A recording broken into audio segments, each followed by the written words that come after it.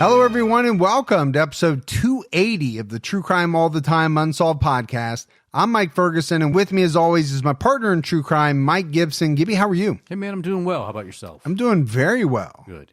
You and I just got done recording episode 300 of True Crime All the Time. That's amazing. It is amazing when you think about where we started, how we started, and how far we've come.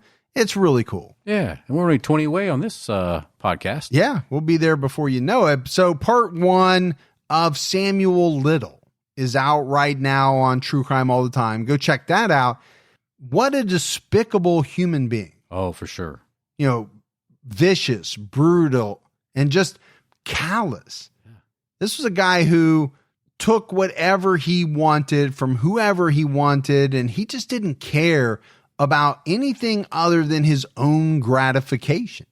Let's go ahead and give our Patreon shout outs. We had Courtney Perry. Hey, Courtney. Daisy Simmental. Hey, thank you, Daisy. Kelsey S. What's going on, Kelsey? Jeremy Blood jumped out higher than our highest level. That's awesome, Jeremy. Reagan Gibbons. Hey, Gibbons. Troy Terrell. What's up, Terrell? Daniel Jackson. Hey, Jackson. Tracy Lyons. Well, thank you, Tracy. Gary Hugel. Appreciate that, Gary. Lisa Cochran. Hi, Lisa. Stephanie Gachal. Oh, awesome, Stephanie. Sarah Cabot. Hey, Sarah. Mandy Serio. Serio. Katrina Sanders. What's going on, Sanders? Kim Soper. Thank you, Soper. Art of a Fari. I don't know what a Fari is, but okay. I don't either. True Kenna all the time. Oh, man, there's a TK all the time, a different way. Melissa Spencer. Hey, Melissa. Cheyenne Turner. Hey, thanks, Cheyenne. Court. Hey, good old Court. Amanda Shanti. Appreciate that, Amanda. D. Oz. What's up, Oz? Deborah Windsor. Hey, Deborah. And last but not least, Angela Palco. Thank you, Angela. And then if we go back into the vault, this week we selected Amy LaFuente. LaFuente. Thank you. We appreciate the new support, the continued support.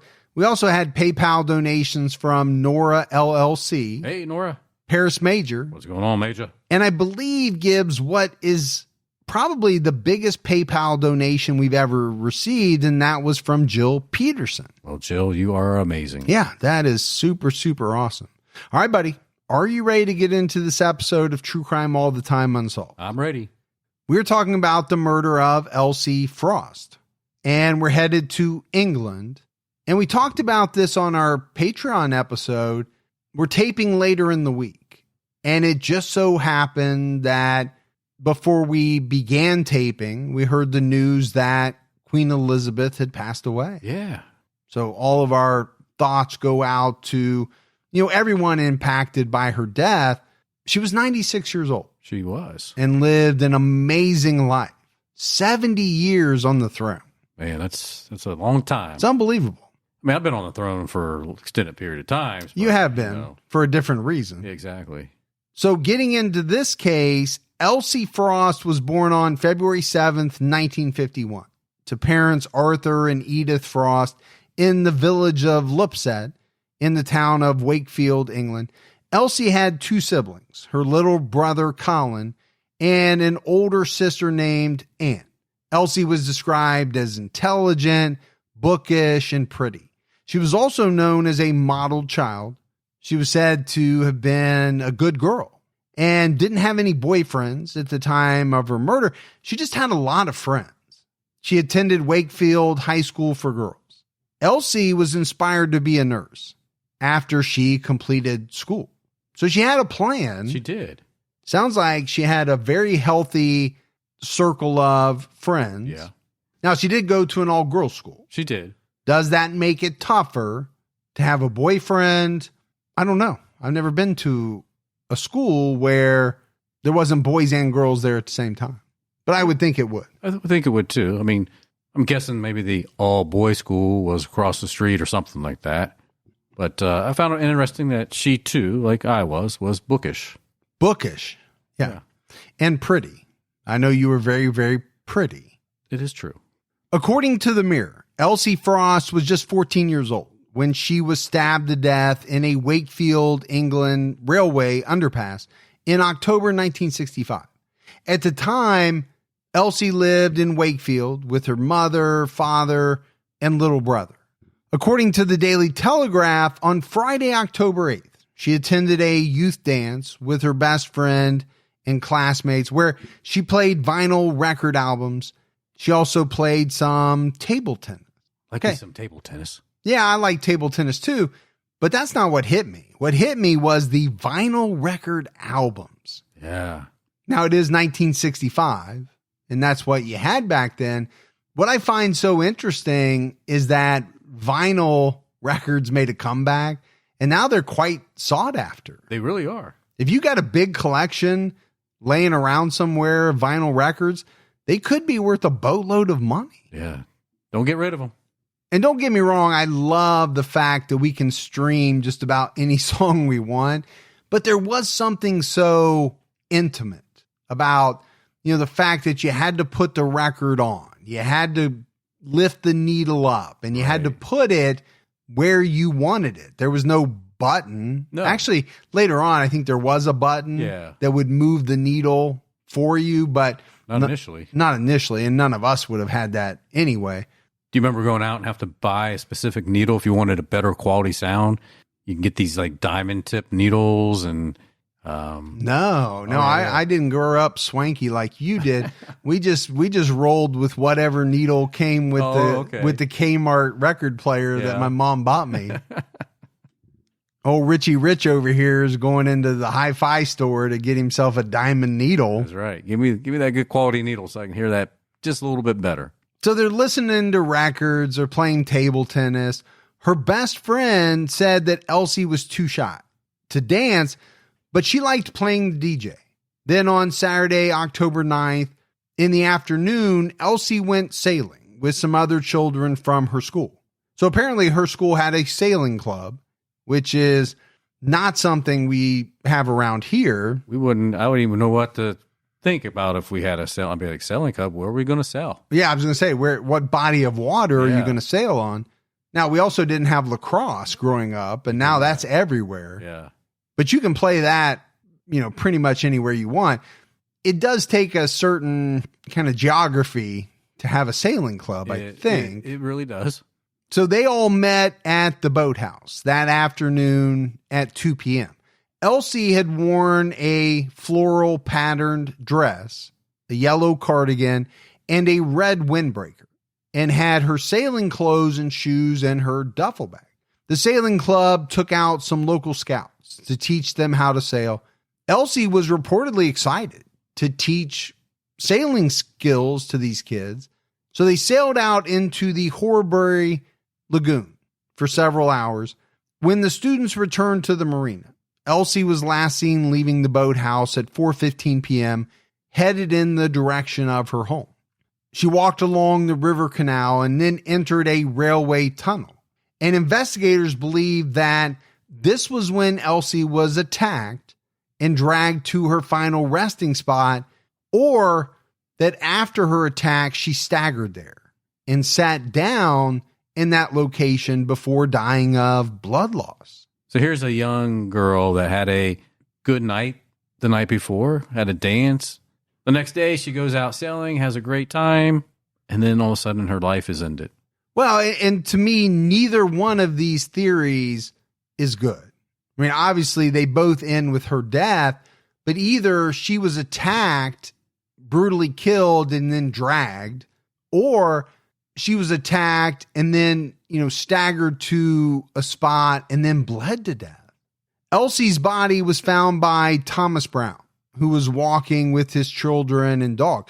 They were on a road that overlooked 26 rows of steps, known locally as the ABC Railway Steps. According to the Birmingham Post, Thomas Brown said, "I saw a girl at the bottom of the steps.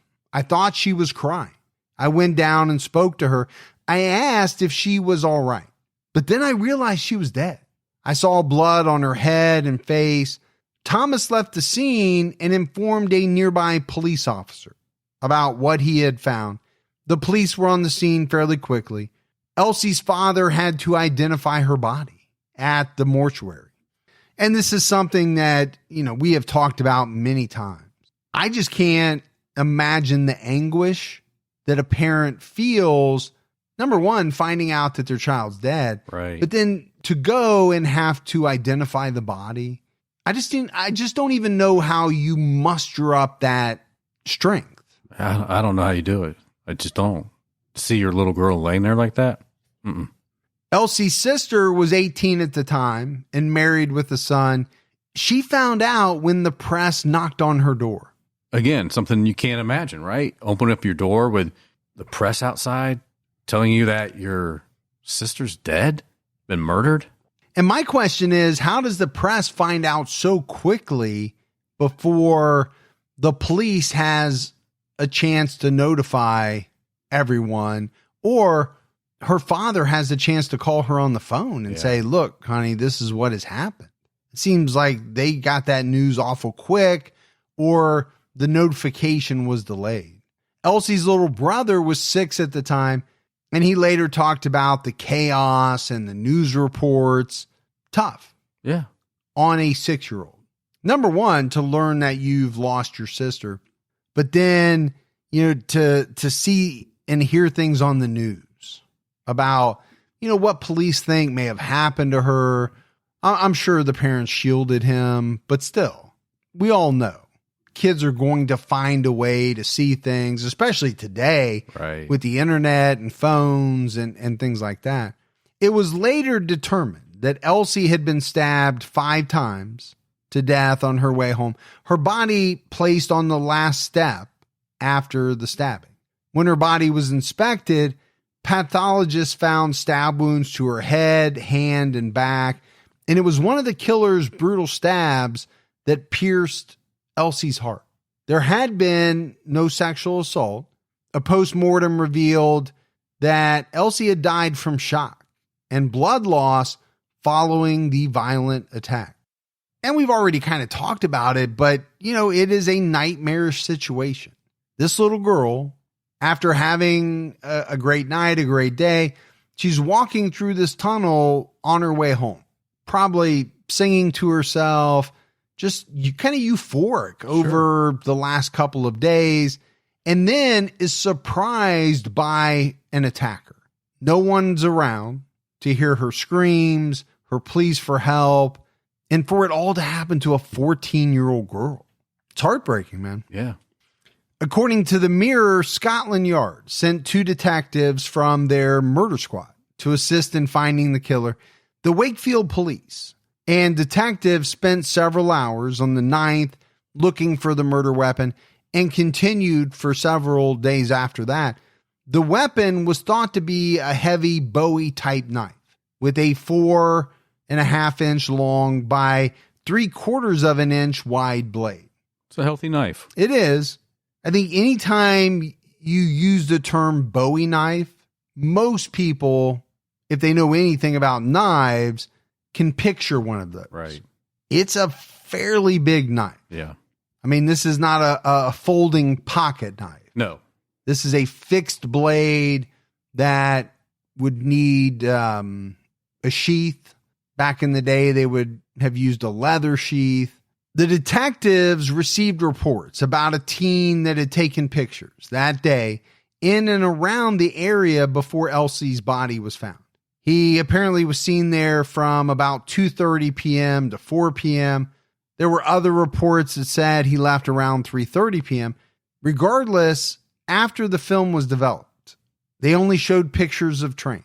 These pictures didn't give the police any additional help with the investigation.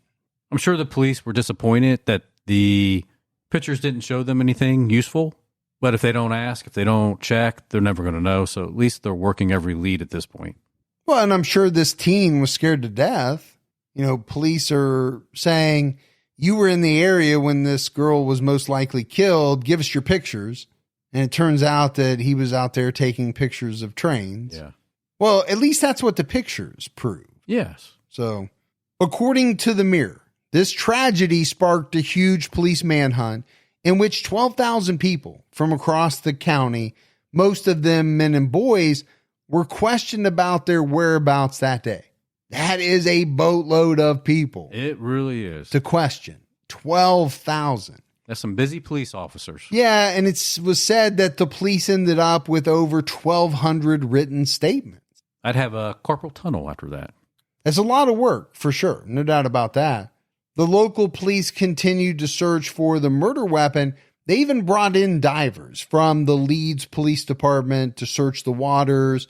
They also brought in tracking dogs to search the land and swamps for the murder weapon. That's big, right? To find the murder weapon is a huge first step in an investigation. Doesn't mean you can't get there without it. Right. But man, does it help to have it. Quite often it can provide a wealth of clues, information.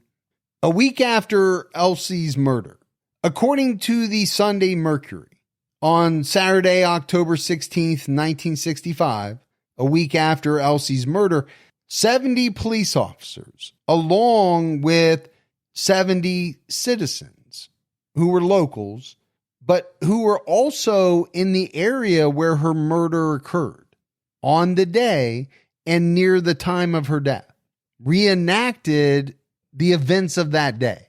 So this is very fascinating. Yeah. First of all, to find 70 people who were known to have been in and around the area, and then you're going to set them up. Okay, where were you at this time? And basically kind of reenact minute by minute, you move here, I move here. I'm picturing it in my head, but It's fascinating. Yeah. The police had a plane in the air to take pictures of where everyone was located during the reenactment in hopes that it would assist in the investigation. They were basically looking for anything, any clues, any leads. I mean, I see where it would be beneficial, like you said. I mean, you have these different people standing in certain spots along with an officer, and that officer asking them, when you were here, what did you see, if anything? And then later they can take those notes back, sit around, talk about it, look at the pictures that they took from the plane and try to kind of piece a story together. Well, I'll tell you, the first thought that jumped into my mind was the first Jack Reacher movie. If you remember later on, they're reconstructing the timing of the shots, who was shot first, who was shot second. Now, it's not a reenactment. They're kind of showing it. Right. But it's how they come to the conclusions that they do in the movie. That's kind of the first thing that jumped into my mind. Let's face it, sometimes multitasking can be overwhelming. Like when your favorite podcast is playing and the person next to you is talking and your car fan is blasting, all while you're trying to find the perfect parking spot. But then again, sometimes multitasking is easy, like quoting with Progressive Insurance. They do the hard work of comparing rates so you can find a great rate that works for you, even if it's not with them. Give their nifty comparison tool a try, and you might just find getting the rate and coverage you deserve is easy. All you need to do is visit Progressive's website to get a quote with all the coverages you want, like comprehensive and collision coverage or personal injury protection. Then you'll see Progressive's direct rate, and their tool will provide options from other companies all lined up and ready to compare. So it's simple to choose the rate and coverages you like. Press play on comparing auto rates. Quote at Progressive.com to join the over 27 million drivers who trust Progressive. Progressive Casualty Insurance Company and Affiliates. Comparison rates not available in all states or situations. Prices vary based on how you buy. According to The Guardian, on the 19th, the police went door to door in Wakefield and asked thousands of households if they had seen anyone suspicious near the murder site on October 9th. They even went a step further and reached out to all homes within a quarter mile, which was reported to be about 400 homes. They asked those residents to retrace their activities that day. So you've already said it, Gibbs, but this was a ton of work. Police are really, at least on paper, looking as though they're making every effort to find out what happened to Elsie, to find her killer. The hunt for the killer made national headlines for weeks. But despite extensive inquiries, the murder weapon was never found. And to this day, no one has been convicted of her murder. Yeah, so after all that effort, how frustrating would it have to be for investigators and even the family to realize that nothing came from it? According to the Sunday Mirror, police received a lead on October 22nd about a young man that looked suspicious and who had been in the area at the time of Elsie's murder. This young man had a specific haircut. So police went to every barbershop in Wakefield and Yorkshire with a description of his face and his hair, as well as an artist rendering. I was looking at the artist rendering that was in the paper, and it's one of those ones that I don't know how you could recognize who that individual could be. So we're not talking like flock of seagulls here. No. Okay. So I haven't seen the picture, but it's not that far out there or that out of the norm is what you're saying. Yeah. But again, they're trying. You got to give them credit for that. You know, they wanted to know if any of the barbers had cut or restyled his hair in the past 2 weeks, but no one recalled this young man. The Wakefield Express ran the artist rendering on the front page to help aid in the investigation. But, you know, based on what you're saying, it wasn't all that out of the ordinary. Yeah. So, you know, and it's not a picture, it's an artist drawing. Exactly. So is it that surprising that a barber would not remember or not put two and two together? Nah, probably not. According to The Guardian, an arrest was made on January 11th, 1966. This person was sent to the Leeds prison to await trial. 33-year-old Ian Bernard Spencer was a railway fireman and was married with a son. He had been questioned early on in the investigation and then re-questioned again by the coroner. Spencer was arrested and charged with the murder of Elsie Frost on the 12th. And his pretrial and coroner's inquest was held on the same day. After hearing all of the evidence that the coroner presented, along with several witness statements, including Ian's account of that day, the jury came back after 2 hours of deliberation. The jury stated that they agreed unanimously that Elsie's death was due to shock and hemorrhaging caused by the multiple stab wounds. They also decided that there was an evidentiary case against Ian Spencer. The coroner officially recorded this verdict. Ian was found guilty and was waiting in jail for his official trial. However, on February 15th, after a magistrate reviewed the case at the defense's request, they found no case against Spencer was justified and he was discharged. It was reported that Ian Spencer had a lot of knives, but none were a match for the murder weapon. And he was reportedly home by 3:30 p.m. on the day of the murder. But they arrested this guy again, and his case was presented to the coroner's inquest another time, but this time he was found not guilty on March 10th, 1966. You know, the police really were going after this guy. They really felt like they had the right guy. He was guilty, and they were not going to let up on him. Yeah, it definitely sounds like it. Now, what were they basing that on? We did say there were some witness statements. We don't know what they were. You know, the one thing that I always kind of think of in the case of a murdered child like this is the pressure that the police are under. Right. They have to find someone. Sure. Now, has that pressure led to innocent people being put in jail? Absolutely. Yeah. I don't think there's any way around saying that it has. All right, the guy owns a lot of knives. You know who also owns a lot of knives? Me. You. Yeah. As far as I know, you've not killed anyone. That's me knocking on wood. We just don't talk about it. We don't talk about it. But no, in all seriousness, we don't know everything that they had against him. But I think it's pretty safe to say it was flimsy because even though, you know, the first coroner's inquest jury found that he should go to trial, it didn't take long for a magistrate to overrule that. Right. A second coroner's inquest jury found him not guilty.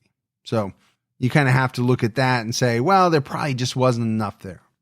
And it was said that Elsie's family never thought Ian Spencer was guilty.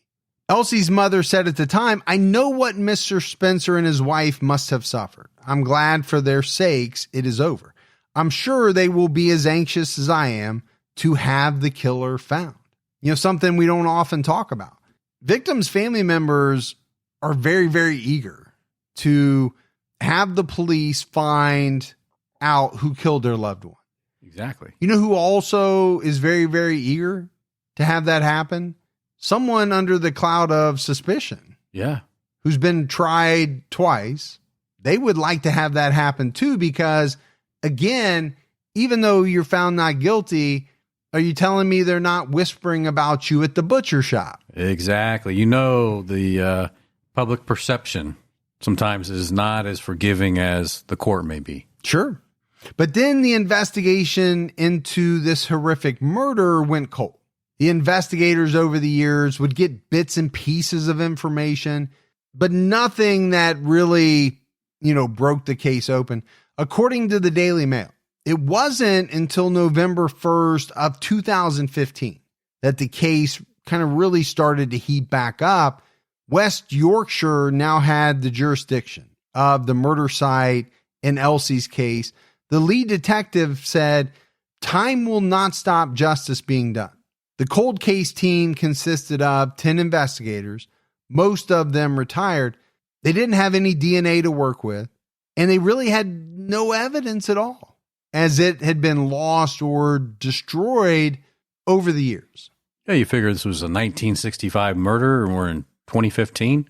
That's a long span to try to preserve that type of evidence. Yeah, 50 years is a long time, especially when you think about the techniques that were used in the 1960s to collect evidence, to preserve evidence, heck, to keep evidence from getting lost. Yeah. The cold case detectives did get a new lead about a person of interest in 2015. According to the Daily Mail, he was a white male around 25 to 30 years old at the time of the murder and was riding a black bicycle with a basket on the front and wearing a white lab coat or some type of white coat that looked like a lab coat, which could signify that he worked in a lab.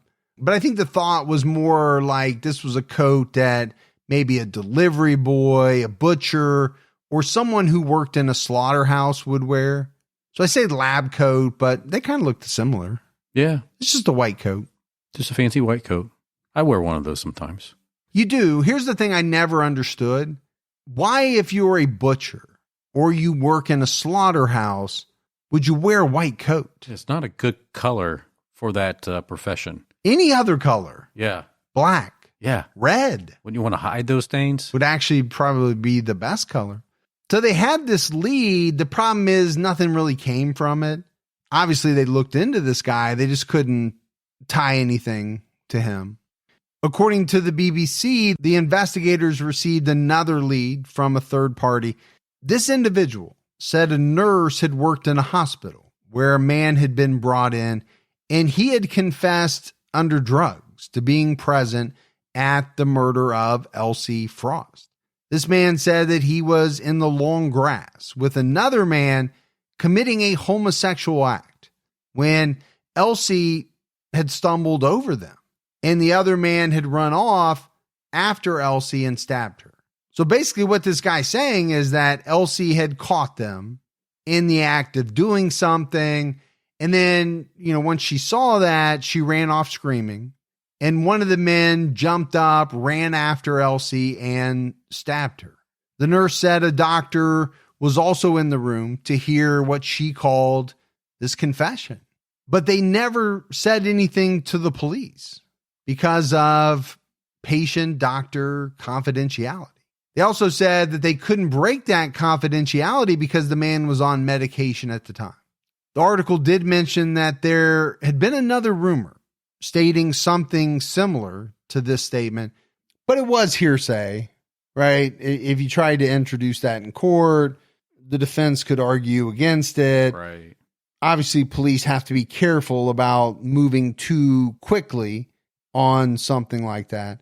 The other thing the article mentioned was that homosexual acts between men were illegal until 1967. So it could be a motive for somebody to potentially want to harm someone. No, absolutely. If you thought that this girl saw what you were doing and was screaming and running to go tell someone. Yeah, that could be a motive. Yeah.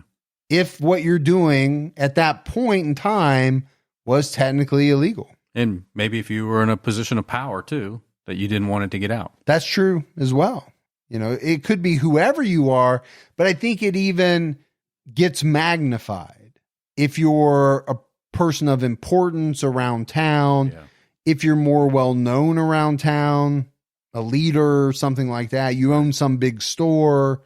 According to the Mirror, in 2015, on the 50th anniversary of Elsie's murder, Elsie's older sister Anne contacted the BBC, which led to Radio 4 journalists joining in on the investigation of the case and working with the West Yorkshire police to hunt for the killer. The police investigation went from 10 team members to a team of 14 who looked at thousands of documents and evidence. I don't know what evidence, I guess whatever evidence they still had left. Yeah. Because we mentioned that a lot of evidence was destroyed. In 2016, police officers received some tips. And because of those tips, they arrested 78-year-old Peter Pickering on suspicion of Elsie's murder. It's actually a very hard name to say. Say it 3 times fast. That'd be even harder. Yeah. Peter was dubbed the Beast of Wombwell. In 1972, Pickering kidnapped, stabbed, and strangled 14-year-old schoolgirl Shirley Boldy in Wombwell, Barnsley. He held her for 7 hours while he bound, tortured, battered, sexually abused, raped, and then murdered her by hacking her up with a kitchen knife. Oh, yeah. I think I about got sick there. Well, that's how you get the name, the Beast. That was beastly type stuff. Yeah. Pickering was sent to Broadmoor Mental Hospital in 1972 for an indefinite period for the murder of Shirley Boldy. He had spent time in jail prior to this for other sexual assaults of girls and was out on bail awaiting trial for assaulting, burning, handcuffing, and raping a girl just months before he murdered Shirley. This guy is fitting his profile. He is. I'm also blown away that this guy's allowed out on bail after reading what he just did, all of those things that he did, and that he then goes on to murder while he's on bail. Yeah. You'd almost have to be ashamed to be the prosecutor or whoever determined to allow him to be out at that time, or the judge. I get it. I understand the bail system, but man, that's some nasty stuff that he's accused of doing. But I guess that's the key word, right? Accused, not convicted. Exactly. But there has to be a line. And that line seems to change by country, by jurisdiction. At the end of the day, this guy was a beast. He was. The other thing I would say is it changes over time. Sure. And has changed. Yeah. So investigators began investigating Pickering in 2016. They continued investigating him as a likely suspect through 2019. They learned that he was on the radar back in 1965, within days of the murder. It was noted that even back in 65, the original investigators from Scotland Yard investigated him just days after Elsie's murder, but they could never put him in the area. The police in Wakefield were also sent a file on Pickering from the Metropolitan Police on October 13th, 1965, just 4 days after Elsie was stabbed to death. On the 25th of that month, the Wakefield police returned the file with a note, which read, "The file in respect of Peter Pickering was forwarded to this office, making Pickering a likely suspect." They even put his house under surveillance in the days after Elsie's murder, partly because he was wanted for sexual assaults on 2 different 14-year-old girls at the time. Kind of sounds like he might have a MO here. Well, is it a coincidence that everyone that he's accused of hurting, sexually assaulting, raping is 14 years old? Yeah. and that at the time of her death, Elsie was 14 years old. No, I do not think so. I don't think the police thought so either. And it was reported that he would dress up as a woman so that he could, get into his car and escape police surveillance. Pickering was arrested 2 months later for the other assaults we mentioned, but by that time, Ian Spencer had been charged with the murder of Elsie Frost. And we talked about how focused investigators were on Ian Spencer. They really felt as though he was the killer. So I'll use those two words, tunnel vision, and ask the question, did police get tunnel vision? Did they have tunnel vision when it came to Ian Spencer, and kind of forget about this other really good suspect, Peter Pickering? Yeah, I think they did. I think they looked at Ian and thought it seemed as if he checked all the right boxes for them to go to trial and get a conviction. But as we know, they didn't.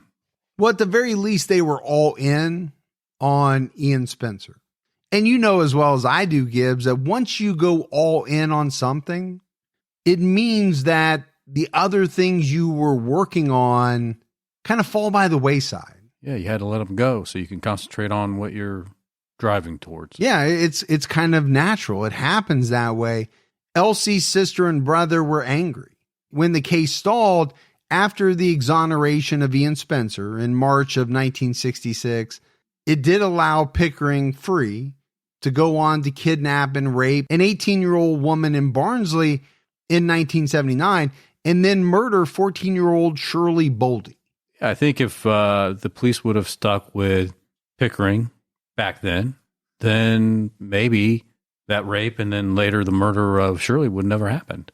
Yeah, if it was decided that he was the murderer of Elsie Frost, yeah, I could see where you could come to that conclusion. According to the Mirror, a new inquest into Elsie's death was held after her brother and sister, Colin Frost and Anne Cleve, successfully campaigned for a fresh review. The investigators learned that Pickering might have attempted to warn his then girlfriend in 1965 of something bad. He wrote in a letter after his girlfriend dumped him, which was dated just days before Elsie's murder. You have caused me to do what I'm about to do. You watch what happens next. And then obviously days later, 14-year-old Elsie Frost was found dead. Now, he never mailed the letter to his girlfriend. And 7 years later, as we've talked about, Pickering went on to rape a teenager and then murder Shirley Boldy. But I think if you're looking at this from the outside in, that's a pretty ominous statement. It is. Now, is it conclusive that it has to do with the murder of Elsie Frost? No, absolutely not. Can you start to try to connect the dots? Yeah, I think you can.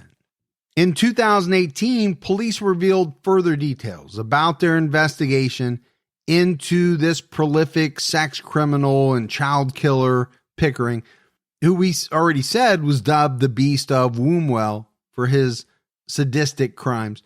According to the Mirror, the West Yorkshire police probe into Pickering uncovered what they called damning evidence. Police discovered Pickering was a hoarder. An investigator said everything he'd been writing and drawing over the last 40 plus years, while in custody, he had kept it and then sent it to distant relatives who stored it for him. He had 2 secret storage rentals in Sheffield and Liverpool. It'd be like a early Christmas present to investigators. My thought is they were pretty hot on this Pickering guy at the time. So once they heard about this, they had to be even more adamant that he was somebody they really needed to dive into. Apparently his mom's estate was paying for the units. And it was said that the storage units were floor to ceiling with boxes and suitcases. Inside were suitcases containing handcuffs, women's underwear, diaries, letters, paintings, and exercise books. Because you got to have exercise books. You just can't have all that other stuff without the exercise books. But you got to keep fit. Yeah, that's true. But that's where they found this letter to his girlfriend, the one that we talked about. It was dated October 7th, 1965. He had written it to his girlfriend, who lived just minutes away from where Elsie Frost was murdered. Further down in this letter, he wrote, "I will surely go down in flames this time. I shall have to take someone with me when I go. So now what? To join the devil. Now I'm really going to get good and bloody nasty. Thanks to you." So, I mean, the first part of the letter, I think you could read it as if maybe he's threatening his ex-girlfriend. Yeah. This part to me doesn't sound like that. It sounds like he's blaming her for it, Yeah. but that his intention is to take somebody else down with him to show her, Right. to get back at her. And because of this, it's all your fault. Yes. And you're going to have to live with the knowledge that you caused this nasty deed that I'm about to do. Yeah. That's the way I'm reading. Same here. Officers had to read several 100,000 bits of paper. Within the collection of documents, they found proof he was in West Yorkshire when Elsie died. Several 100,000 bits of paper, this kind of is conjuring up the image in Seven. Yeah. When they finally break into the guy's apartment and they find all the notebooks and they're just filled. Every one of them is filled. Yeah. And you got to weed your way through them all. And man, does Kevin Spacey play a really good bad guy in that movie? He really did. And then art imitating life, he turns out to be a bad guy in real life. So there you go. How about that? It just came full circle. Detectives also found out that Pickering had plotted with his mom to create a false alibi for the day Elsie was murdered. He wrote to her from prison saying, "Get that doctor to say I'm in bed with the flu and get him to sign it if police ever come calling." His mom then got the doctor, who has since died, to make a false affidavit to the police. Well, look, we know that a mom will do about anything for their son. We have seen that a number of times. They even found Pickering wrote about Shirley's rape and torture in a diary and about his other attacks later in life as if it was his biography. Kind of feeling like this guy was kind of full of himself. He was. He also doesn't look all that innocent at this point in the story. Police discovered his notebooks containing sick fantasies, which apparently were written in, a lot of detail.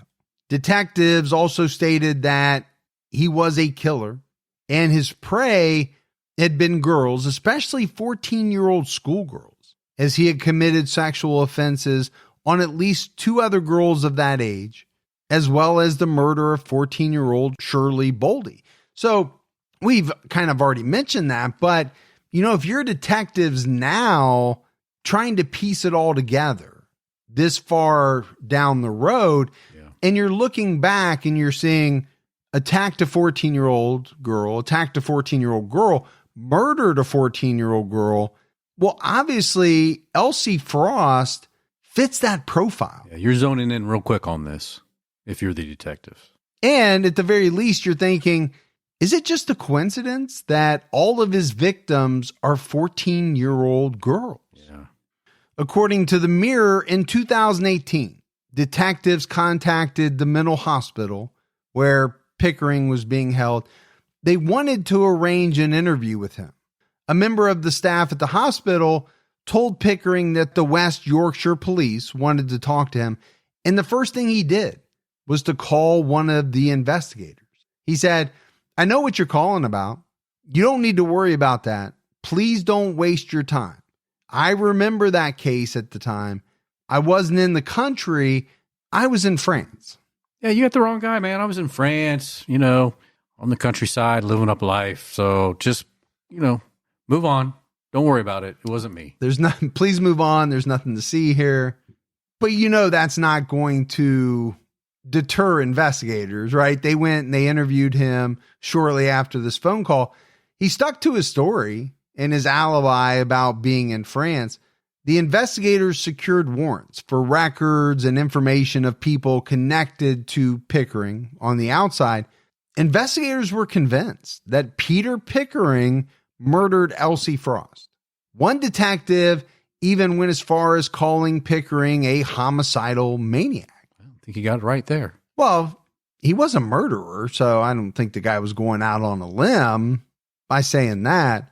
The investigators believe that while Pickering was on the run to evade arrest for the sexual assault of the two girls in 1965, he then attacked and murdered Elsie. So they had all of this evidence that they had discovered. Investigators decided to re-interview Pickering. They challenged him about not being in France. And when they did this, he said, actually, you're right. I've got it wrong.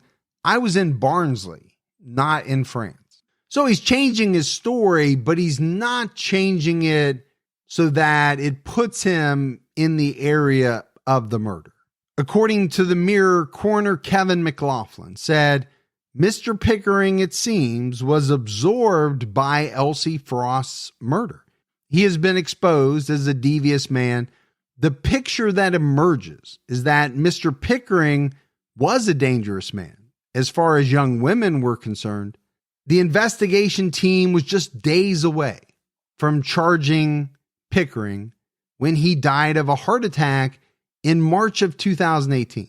That's got to be deflating. Yeah. Because I think in their heart, they thought, this is the guy. Right. We've got him. We're ready to go to trial. Let's put this guy away. Even longer than he already is. Yeah, or at least hold him responsible. Yeah, get a win for the family, for the team. Absolutely. Investigators and the family of Elsie Frost were sad that Peter Pickering did not go to trial. The Mirror reported that Colin Frost said Pickering had got away with murder, but considering he spent the best part of his adult life in custody, it seems as though he didn't get away with much. Pickering had spent over 40 years in custody. He served a life sentence, literally. He died in prison or in a mental hospital. So as we wrap up this episode, Gibbs, we know investigators in 1965 investigated Peter Pickering, but like we said, they were so hyper-focused on Ian Spencer. They were fixated on him. Yeah. They attempted, it seems, to make the evidence fit against him. There has been some reporting that has alluded to the fact that investigators basically put words in some of the witnesses' mouths back then. And I think even some detectives later came out and admitted as much. But it's because of all that that Peter Pickering kind of skirted off the radar. Yeah, the real target went away. And because of that, investigators missed the opportunity. And nearly 50 years later, Elsie's brother and sister had to force the police to reopen the case. And we mentioned it, right? The new investigators basically started with nothing. They had no DNA. Most of the evidence was lost or destroyed. And most of the eyewitnesses were now either dead or they couldn't be found. But through a lot of effort, they were able to find out about this guy, Peter Pickering. And based on all of the evidence they found in the storage units, as well as figuring out that he was in the area, looking at his MO, I think they believe, and I think most people believe, that when it comes to the murder of Frost, Peter Pickering was the man responsible. He looks pretty darn good for it. He does. The problem is he never got his day in court. You know, a jury never got the chance to say, yes, he did it, or no, he didn't do it, or you don't have enough evidence to say he did it. I guess if you're looking for a silver lining, it is the fact that if Peter Pickering murdered Elsie Frost, he did spend over 40 years after her murder in prison where he ultimately died. Yeah. So he wasn't out doing any other harm. Yes. Now, as far as Ian Spencer, after being accused of Elsie's murder, things were never quite the same for him. And I imagine that's probably true for a lot of people that are up on those type of charges. I can imagine it too, that it would be, kind of a nightmare. Apparently, he had to track his daily mileage. He kept receipts for every place he went to keep a record of his whereabouts because he was constantly afraid of being accused for another murder. So it was almost like, I have to document everything I do Right. in case someone says, oh, you murdered someone. Yeah. Where were you on this day? Right. So I can prove them wrong. And a lot of people in the town still thought he was guilty. And reportedly that weighed on him. How could it not? Right. When, like I said, you're in the butcher shop and Sally Smith's next to you whispering to her friend, oh, there's the murderer. I know he did it. Yeah. He had a stroke in 2015, and it was last reported that he was in a care facility. I think the other thing that most people think is that, this guy was a victim of police wanting so badly to bring someone to justice for Elsie and for the community that, like we said, I think they just got that tunnel vision. Yeah. And they kind of excluded this guy who had already been on the radar, Peter Pickering. Right. Because for whatever reason, they thought Ian Spencer was a better fit. And how wrong they were. They were. Well, at least that's what a jury decided. Exactly. I don't know if this is one that will ever be conclusively solved because of the lack of evidence. Right. Forensic type evidence. I don't think there's going to be a DNA match or, something along those lines. But I think, like we said, to most people, it seems as though Peter Pickering was the guy. And, he escaped literally, even though he was on the police's radar. And then by the time he got back on and they were about ready to go after him, he died. Yeah. So I don't know that this one will ever be conclusively called solved, but I think most people kind of feel as though it is. Yeah. In a way. But that's it for our case on the murder of Elsie Frost. We got some voicemails. You want to check those out? Let's hear them. Hello, this is CS from Seattle. I love the show. It's so good. I'm a new convert, just been listening over a month and have just been binging nonstop. Me and my little dog love you so much. You guys are amazing. There's so many unsolved crimes and even wicked stuff that's happened in Washington State. I'd love for you guys to do maybe half a season dedicated to Washington State because we've got some crazy nutters up here. Anyway, love you guys. You're amazing, funny and respectful. It's great, but I am Team Gibby all the way. Great voice, Gibby. Have a great night. Love you guys. Bye-bye.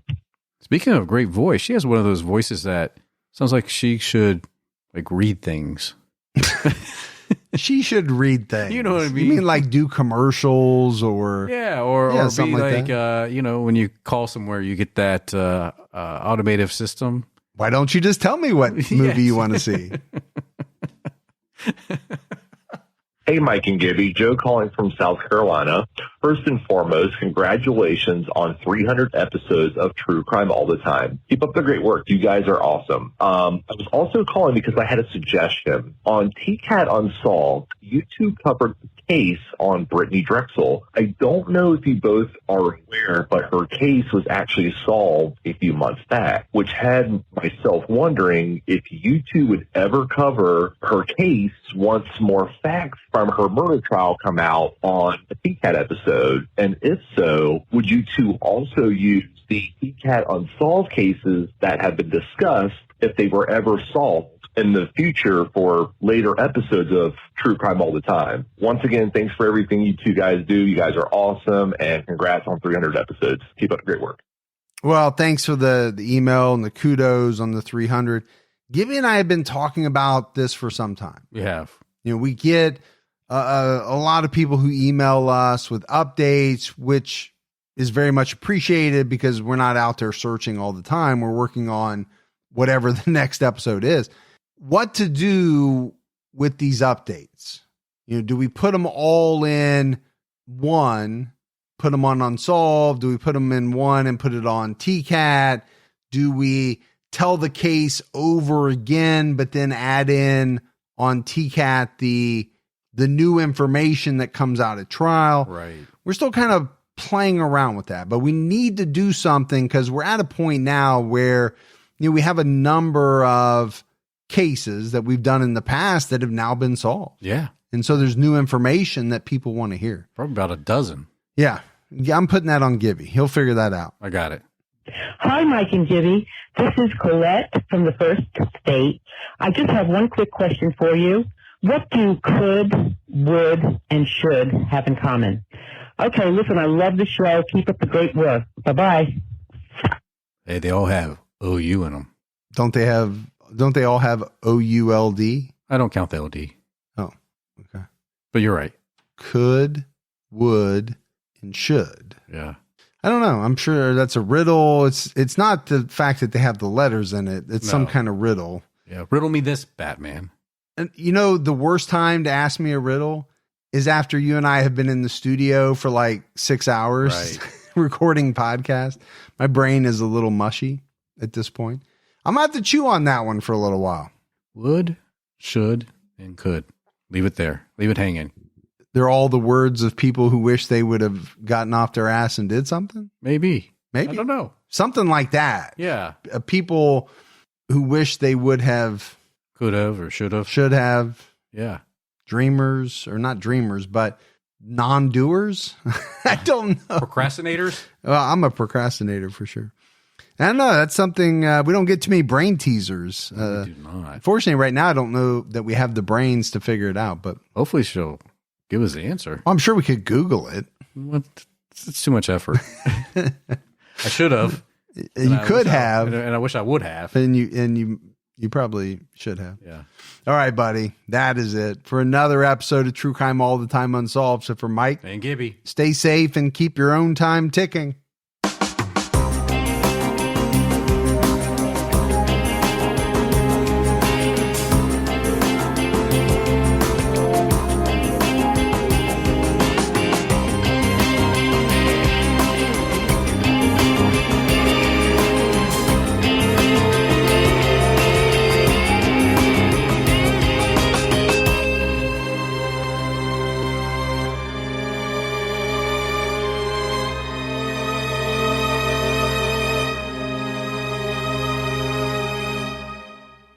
Saddle up and get ready for Westerns Weeks on Pluto TV, all for free. We're coming in blazing with favorites like True Grit and Once Upon a Time in Mexico. Or immerse yourself in binge-worthy series like Yellowstone and Walker, Texas Ranger. Plus, Pluto TV has hundreds of channels with thousands more movies, TV shows, and more. The best part? It's free. No credit card, no sign-up, no fees. Download the Pluto TV app on all your favorite devices and start streaming now.